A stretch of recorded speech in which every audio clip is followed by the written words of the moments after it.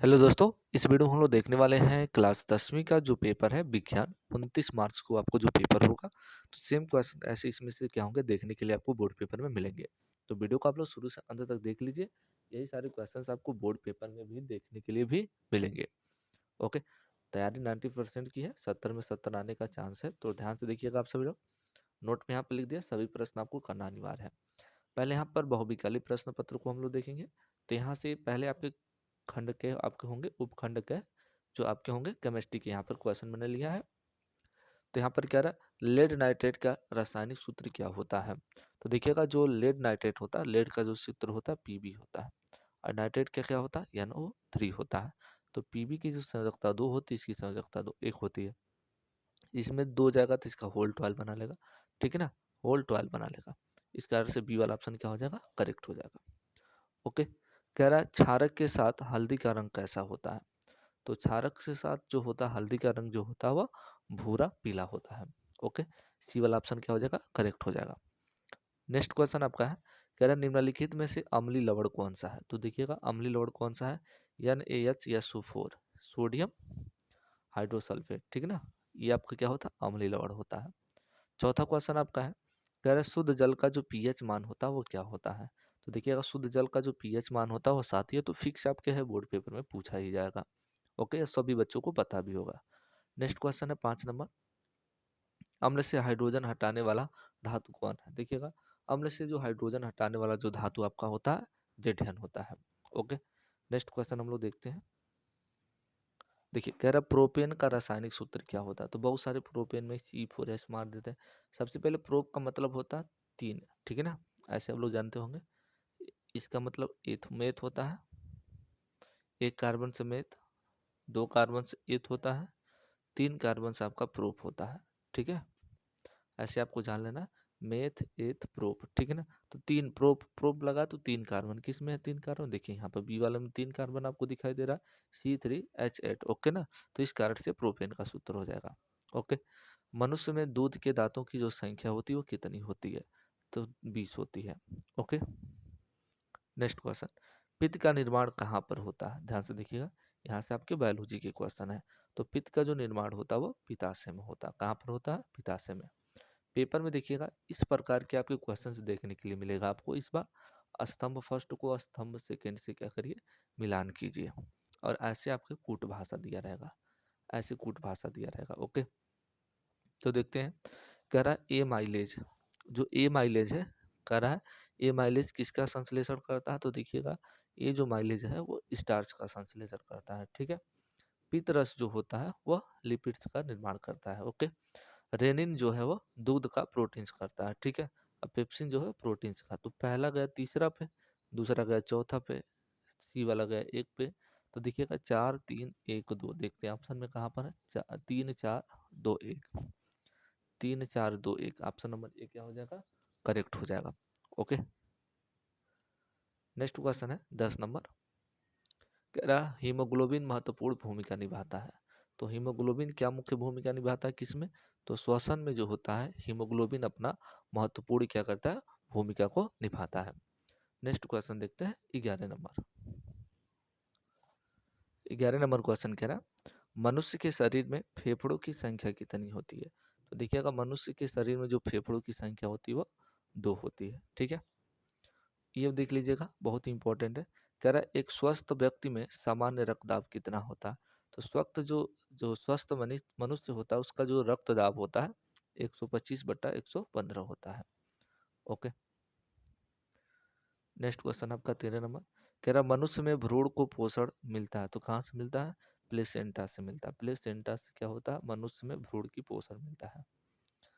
14 number question आपका है, कह रहा है किसी वस्तु से बड़ा आभासी प्रतिबिंब बनने वाला दर्पण है। किसी वस्तु से बड़ा आभासी प्रतिबिंब बनने वाला दर्पण है तो वो कौन सा है, वो अवतल है। ओके, नेक्स्ट क्वेश्चन यहाँ से आपका है, भौतिक विज्ञान के क्वेश्चन है। ओके, कह रहा है समतल दर्पण की फोकस दूरी होती है। तो देखिएगा, समतल दर्पण की जो फोकस दूरी होती है वो अनंत पे होती है। ओके, नेक्स्ट क्वेश्चन है, कह रहा है एक उत्तल दर्पण की फोकस दूरी 20 सेमी है तो इसकी वक्रता त्रिज्या क्या होगी। तो जब भी वक्रता त्रिज्या पूछेगा तो इसका दुगुना कर देंगे। तो 20 दूनी कितना हो जाएगा 40, तो 40 से में इसकी क्या हो जाएगी वक्रता त्रिज्या हो जाएगी। ओके, नेक्स्ट क्वेश्चन आपका है, कह रहा है स्वस्थ नेत्र के लिए दूर बिंदु स्थित होता है। तो स्वस्थ नेत्र के लिए जो दूर बिंदु होता है वो अनंत पे होता है। ओके, कहाँ पर होता है, अनंत पर। नेक्स्ट क्वेश्चन हम लोग देखते हैं। अभी तक जिन्हें लोग चैनल को सब्सक्राइब नहीं किए हैं कर लो, अभी और भी पेपर आपको बताया जाएगा। 18 नंबर क्वेश्चन देखते हैं। 18 नंबर क्वेश्चन है, एम्पियर सेकेंड किसका मात्रक होता है। तो एम्पियर सेकेंड जो होता है वो आवेश का मात्रक होता है। ओके, उसके बाद कह रहा है 220 वोल्ट 100 वाट के विद्युत बल्ब के तंतु का प्रतिरोध होगा। तो जब इसको सॉल्यूशन करेंगे, यहाँ पर देख लीजिए सॉल्यूशन किया गया है R बराबर भी स्क्वायर पी, ठीक है ना। तो इसका जब सॉल्यूशन करेंगे, भी का मान आपका 220 और बट्टा 100 भाग करेंगे तो 484 ओम आएगा। कितना आएगा 484 ओम, ये हमारा क्या हो जाएगा आंसर हो जाएगा। अब यहाँ पर देखिएगा आखिरी क्वेश्चन है बहुविकल्पी का, निम्नलिखित में से कौन सा चुंबकीय क्षेत्र का मात्रक नहीं है। तो देखिएगा आपका वेबर प्रति मीटर स्क्वायर होता है, टेस्ला होता है, गॉस होता है, न्यूटन प्रति एम्पियर स्क्वायर आपका क्या होता है, इसका मात्रक नहीं होता है। ओके, अब यहाँ से वर्णात्मक प्रश्न है। तो देखिएगा वर्णात्मक प्रश्न कौन कौन से आ सकते हैं। कह रहा मानव नेत्र की समंजन क्षमता को परिभाषित कीजिए। अभी तक याद नहीं किए हैं तो कर लो बाबू, वेरी वेरी इंपॉर्टेंट क्वेश्चन है। उसके बाद इस टाइप के टॉपिक में आपको क्वेश्चन मिलेगा, 2f दूरी पर स्थित किसी वस्तु की उत्तल लेंस द्वारा निर्मित प्रतिबिंब की प्रकृति, स्थिति तथा सापेक्ष आकार को समझाइए और किरण आरेख समझाइए। ठीक है ना, इसको आप लोग याद कर लेना। उसके बाद है, एक ओम का नियम क्या है, इसके सत्यापन के लिए आवश्यक प्रयोग का वर्णन परिपथ आरेख बनाइए। ओके, बोर्ड पेपर के लिए वेरी वेरी इंपॉर्टेंट। अथवा अगर वो नहीं आ रहा तो इसको आप लोग कर सकते हैं। एक 5.0 सेमी लंबी वस्तु 10 सेमी फोकस दूरी के उत्तल लेंस के मुख्य अक्ष के लंबवत 20 सेमी की दूरी पर रखी है, तो प्रतिबिंब की प्रकृति, स्थिति एवं आकार याद करना है। तो इसको भी याद कर सकते हैं आप लोग। नेक्स्ट क्वेश्चन देखते हैं। उसके बाद आपका है, वैद्युत बल्ब का सिद्धांत, संरचना एवं कार्यविधि समझाइए, इसका नामांकित चित्र बनाइए।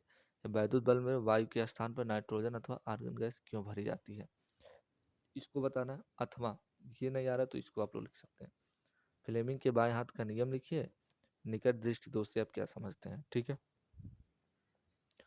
यहाँ से आपका उपखंड का है रसायन विज्ञान के क्वेश्चन, रासायनिक अभिक्रिया किसे कहते हैं, उदाहरण से समझाना है।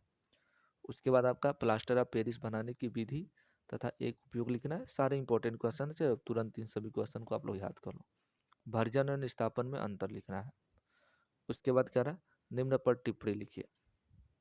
कह रहा है संतृप्त और असंतृप्त हाइड्रोकार्बन और सजाती श्रेणी। इसी प्रकार से आपकी क्वेश्चन बोर्ड पेपर में परसों आपको अर्थात 29 फरवरी को आपको देखने के लिए मिलेगा। उसके बाद कह रहा है निम्न की संरचना सूत्र लिखिए। ब्यूटेनॉन 2 है और पेंटेनॉन 2 है। ओके, ब्यूटेनॉन की जो संरचना होगी ऐसे बना लेंगे आप लोग, 4 कार्बन और 2 नंबर पे क्या लगा देंगे आप लोग, ये लगा देंगे। ओके, आप लोग ऐसे लिख सकते हैं। इसकी संरचना कुछ इस प्रकार से, उसी प्रकार पेंटोनियम में 5 कर दीजिएगा। ओके, उसके बाद कह रहा है एथिल अल्कोहल की 4 रासायनिक अभिक्रियाओं के समीकरण लिखिए और इसके 3 उपयोग लिखिए। ये 6 नंबर के आपके क्वेश्चन है। ठीक है, नेक्स्ट ऐसे और क्वेश्चन है, तो उपखंड ग का देख लेते हैं हम लोग। उपखंड ग का आपका क्वेश्चन है, कह रहा प्रकाश संश्लेषण की परिभाषा लिखिए तथा इसकी रासायनिक अभिक्रिया का समीकरण दीजिए। उसके बाद कह रहा मानव पाचन तंत्र का स्वच्छ नामांकित चित्र बनाइए। कह रहा इंसुलिन का क्या महत्व है, ये कहाँ बनता है, इसको बताना। इंपॉर्टेंट सारे क्वेश्चन है बायोलॉजी के। उसके बाद कह रहा है कायिक प्रवर्धन किसे कहते हैं, इसकी विधियों का उदाहरण सहित आपको वर्णन करना है। उसके बाद आपका है परिवार नियोजन के विभिन्न उपायों को समझाइए।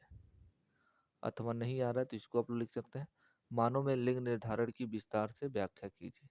ये सारे आपके क्वेश्चंस हो गए 6 नंबर के और सारे इंपॉर्टेंट क्वेश्चन था। अभी और आपको अलग से आपको IUPSC नाम का अगर नहीं पता है तो वीडियो को डिस्क्रिप्शन बॉक्स में उसका लिंक दे देंगे, वहाँ से आपको देख लेंगे, वही से में आपका IPSC नाम का रहेगा और मैं एक और वीडियो आपको बता दूंगा, वहाँ से भी आप लोग देख लेंगे। तो चलिए मिलते हैं हम लोग पुनः नेक्स्ट वीडियो में।